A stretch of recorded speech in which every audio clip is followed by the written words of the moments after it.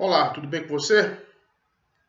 Para quem não me conhece, eu sou Fernando Alves e hoje é dia 12 de maio de 2020 e estamos em mais uma edição do nosso diário da Covid-19. Então, antes de mais nada, agradeço as inscrições e quem não se inscreveu ainda, que puder se inscrever e dar o seu like, agradeço muitíssimo. E vou agradecer muito mais se você puder compartilhar esse seu espaço aqui de reflexão e debate sobre a crise política do coronavírus. Pois é, meus amigos, hoje nós já estamos no Brasil com mais de 170 mil pessoas contagiadas. Infelizmente, e já temos um universo aí de mais de 11.700 óbitos. É muito triste. Isso significa que a curva de ascensão do vírus ainda está acelerada e aumentou em relação ao mês de março. Levante-se em conta aí que estamos há quase 2 meses com medidas de isolamento social, com medidas de quarentena e agora já em algumas cidades com medidas de lockdown em relação, né, à prevenção ao contágio do coronavírus. Então, é muito triste, porque significa que em março, enquanto que por dia você tinha um registro diário em torno de 200 a 400 contágios, esse número parece que aumenta e aumentou exponencialmente para mais de 1.000 contágios diários. Isso é muita coisa.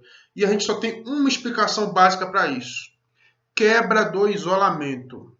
O Brasil eu já falei isso antes, vou repetir, o Brasil é um dos países onde você tem uma das menores taxas de isolamento social. As pessoas estão muito resistentes ainda em permanecer em confinamento, em permanecer em casa.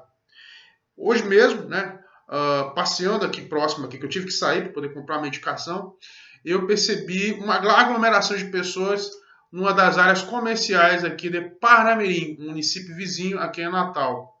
E no final de semana, o bairro do Alecrim, aqui em Natal, também atestou uma grande movimentação. Movimentações essas que você percebe em várias regiões do país, em várias capitais, sobretudo no Nordeste brasileiro, você tem centros urbanos abertos, com grande movimentação de pessoas, em que mesmo com estabelecimentos comerciais fechados, você tem ali pessoas se movimentando, uma forte movimentação de pessoas. Seja porque estão indo ao supermercado, seja porque não está havendo controle de acesso nesses estabelecimentos, seja porque estão com filas para buscar a assistência, aquela assistência de R$ 600 lá do governo Bolsonaro, estão fazendo também filas para poder receber esse benefício. Então, não está havendo um controle disso e, principalmente, não está havendo a conscientização dessas pessoas de que, de fato, elas na rua, mesmo que com equipamento de proteção, mesmo com máscara, mesmo com álcool gel, isso não adianta. Isso não é um escudo contra o coronavírus. Não dá. E, para completar, né, meus amigos, a gente percebe aí que em termos de Ministério da Saúde, a gente vê um ministro da Saúde totalmente perdido. Trocou-se o Mandetta, colocou-se o Dr. Nelson Teich, porém, a ópera se repete. A ópera bolsonarista de desmoralização e de desmotivação dos ministros continua nesse governo. Um governo, como eu já falei há pouco, sem rumo, sem prumo. O senhor Nelson Teich chegou a ser surpreendido. Isso mesmo, ele foi surpreendido ontem ao saber do decreto presidencial, quando o decreto já tinha saído, ou seja, foi a própria imprensa que informou a ele que o presidente Bolsonaro havia, de forma demagógica, baixado um decreto presidencial, tornando algumas atividades como academias de musculação e ginástica e salões de beleza como serviço essencial. Pelo amor de Deus. Com todo respeito. O ministro Mandetta já tinha recomendado a atividade física ao ar livre. Todos devemos praticar esportes, porque faz bem à saúde. Eu mesmo me exercito ao ar livre. Só que a atividade ao ar livre, mesmo a atividade ao ar livre, numa pesquisa feita inclusive na Bélgica, ela gera vírus. Uma pessoa que está correndo, até sei lá, um corredor, que está suando, né, com sudorese, correndo até 14 quilômetros, ele pode contaminar, em um raio de 10 metros, ele pode contaminar várias pessoas. Por isso que eu, em particular, quando eu corro, tem uma pracinha aqui em frente à minha casa, quando eu corro, eu busco um horário em que você não tem movimento de pessoas e busco muito e principalmente não me aproximar das pessoas. Eu procuro desviar de rota.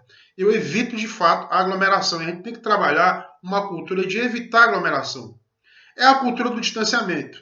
O professor Boaventura Santos, né, professor português, um sociólogo português, grande professor Boaventura Santos, escreveu um livro recente, uma obra pequena, chamada, né, a dura pedagogia, a cruel pedagogia do vírus, em que ele fala que, infelizmente, a gente tem que começar a aprender a lidar com o distanciamento, a ser solidário, veja como é paradoxal, a ser solidário com o distanciamento, porque o distanciamento enquanto você não tem medicação, enquanto você não tem vacina contra esse terrível vírus, o distanciamento é o único antídoto, é a única medida que você pode estabelecer para se proteger.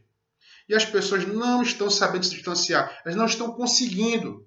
O brasileiro parece que, né, ele tem pouca empatia do ponto de vista valorativo, né, de pensar no outro, de pensar nas consequências dos seus atos, mas ao mesmo tempo ele não consegue ficar longe das pessoas. Isso é muito louco, né? Você tem pessoas que são egoístas, que estão pouco aí para dentro das outras, querem simplesmente voltar a trabalhar, querem simplesmente que outras pessoas se contaminem de qualquer forma, ou se não se contaminar, que se protejam, pensam de ponto de vista individualista, ou seja, querem que abra tudo, que são os defensores do presidente, os apoiadores do presidente, mas em contrapartida, essas pessoas querem ficar junto. Essas pessoas não querem ficar sozinhas. Que louco isso, né? Você não pensa nos outros, mas você quer ficar perto de pessoas, ou seja, você quer juntar aglomeração. E essas manifestações que aconteceram, essas carreatas de apoio ao mito, inclusive lá em Brasília, não é nada mais nada menos do que pessoas, né, querendo ficar perto de outras pessoas, querendo sair de casa, querendo matar o tédio, para não pirar a cabeça, eu acho. Acho que deve ser isso, né? Uma vez que essas pessoas deveriam muito bem estar em suas casas se protegendo e não, sob pretexto de protestar leis, pedindo o quê? Fechamento do Congresso, fechamento do Supremo, pedindo AI-5, pedindo a volta de uma ditadura, ou seja, pedindo ditadura. Essas pessoas amalucadas, não é? Na verdade, queriam só um pretexto para sair de casa. Essa que é a verdade. Não é? E por falar em medicamento, meus amigos, aí vem também a questão, né, como é que eu poderia dizer, do processo de execração pública que o senhor Nelson Tarde já está passando. E não é nem por ele ser uma pessoa muito diferente de temperamento do Mandetta, porque você sabe que o Mandetta, né, o Mandetta é um político. Né? O Mandetta é um hábil comunicador. Era até gostoso, né, você escutar, né, as coletivas do Mandetta, que o Mandetta parecia um professor, quando ele dava suas instruções no cargo de ministro da Saúde.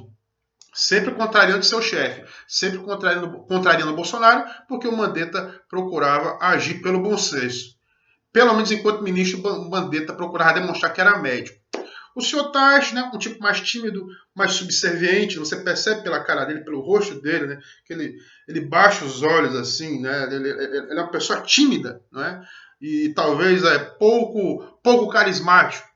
Não é? Até porque veio do meio empresarial, tal. O senhor Taixa é um empresário do ramo da saúde, não é propriamente um político como era ou é o Mandetta.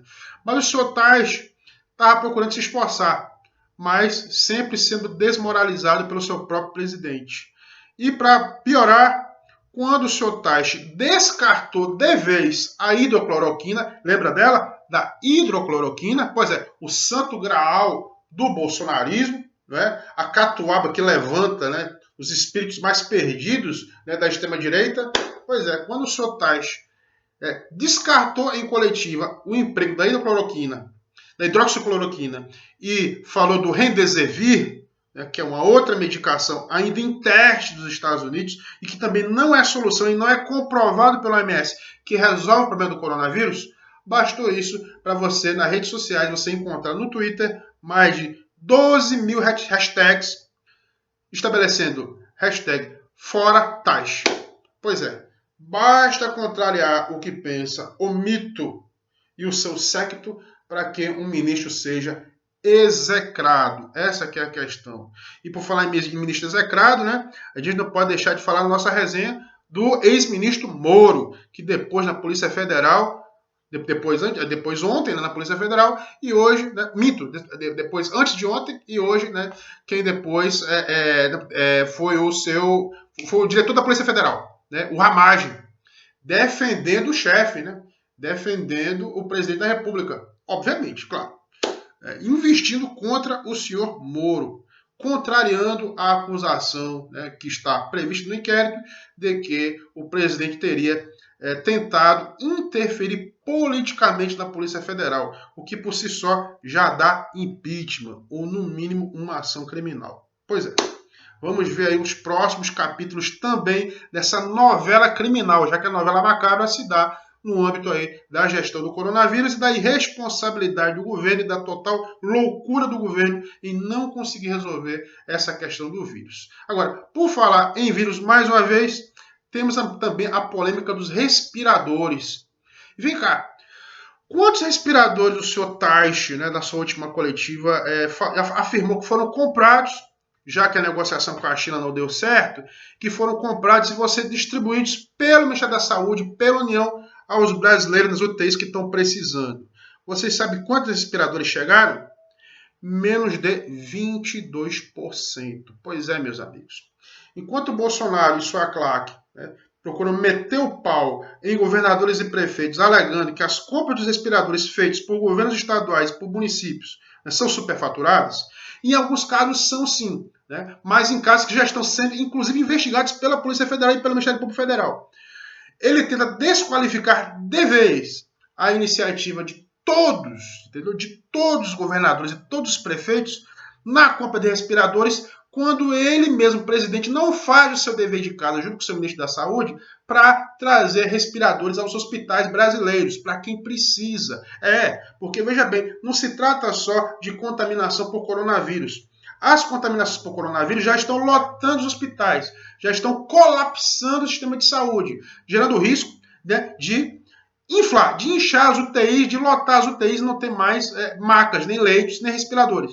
Pois é, além disso, além dos doentes de coronavírus, existem os doentes crônicos, as pessoas que sofrem, né, doenças crônicas, os doentes terminais, os pacientes de câncer, os pacientes com problemas renais, os pacientes com problemas, né, respiratórios, com pneumonia, como os asmáticos, que não têm aí, né, acesso a respiradores, porque o governo federal comprou, mas não entregou. A grande realidade é essa. Então, meus amigos, né, entre Remdesivir, respiradores e responsabilidade, veja, 3 palavrinhas que começam com R, eu junto mais uma 4ª palavra que também começa com R. Revolta. Revolta. Essa é a palavra que a gente pode sentir diante aí, né, de tanta irresponsabilidade e tanta inconsequência. Até onde iremos? Até onde iremos nessa situação? Cadê os respiradores, senhor Taishi? Se é que o senhor ainda vai permanecer no ministério, né, diante aí, né, de um ministério em que a rotatividade de ministros depende tão somente do humor do nosso presidente, do nosso mito. Vamos aguardar.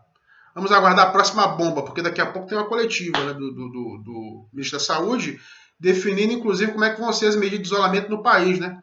Vamos ver o que vem por aí. Vamos aguardar? Até amanhã, então, para a gente poder estabelecer mais comentários do próximo tsunami, da próxima bomba verbal, né, da próxima bomba viral que o governo Bolsonaro deverá trazer para nós. Tá bom? Um forte abraço e acompanhe e se inscreva no nosso canal. Valeu!